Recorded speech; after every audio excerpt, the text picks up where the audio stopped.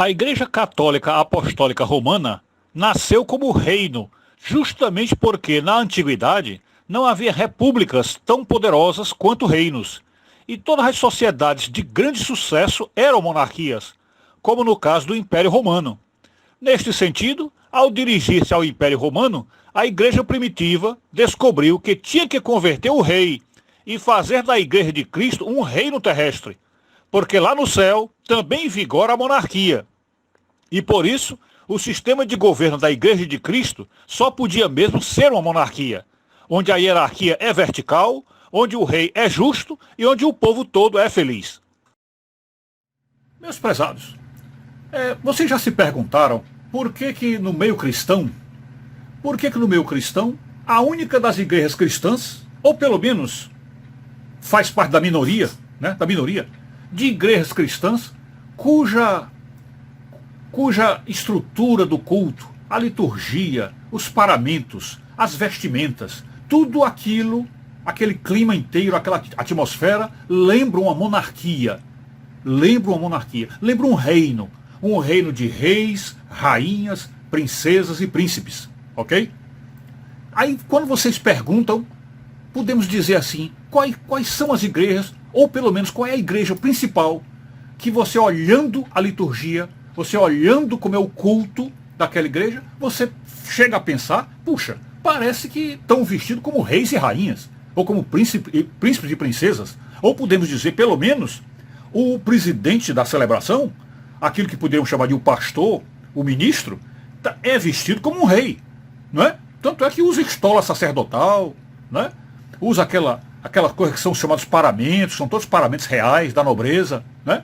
Então qual é a igreja que funciona como um reino? É uma monarquia, até porque o reinado, o tipo de ordenança que está ali é uma ordenança vertical, né? É uma hierarquia vertical, onde existe um líder único, debaixo de quem todos os outros são súditos, né? Existe um líder único, abaixo do líder vem os cardeais, depois dos cardeais os bispos, né? E por aí vai, e tudo numa hierarquia vertical, como fosse um quartel, como fosse uma coisa militar, né? Então, qual é a igreja que você olha, imediatamente você percebe isso? A Igreja Católica. A Igreja Católica. Evidentemente existem outras, como por exemplo a Igreja Anglicana, a Episcopal, algumas outras igrejas, a Igreja Ortodoxa, que também usa essas coisas. Mas podemos dizer assim que a igreja majoritária e a mais antiga, que usa essa forma ritualística, tipo da nobreza, que lembra até os castelos medievais, os grandes castelos, né? Porque os templos, esses templos suntuosos da Igreja Católica, parecem verdadeiros castelos, né? Então, por que a Igreja Católica faz isso, usa isso e continua usando isso? Por quê?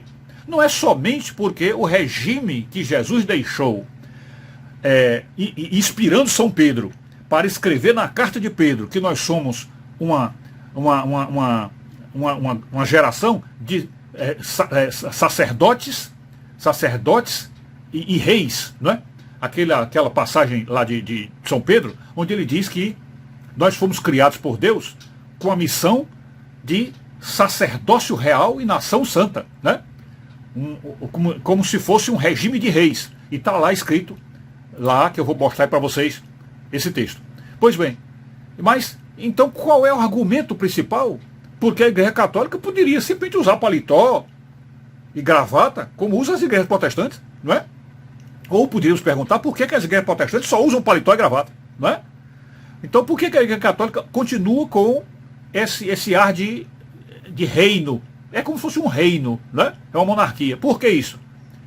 Por pessoal, não podemos nos esquecer que no diálogo, na conversa que Jesus teve na hora da sua condenação, seja com Pilatos, com Herodes, as conversas que ele teve, ele deixou claramente a noção de que ele é rei.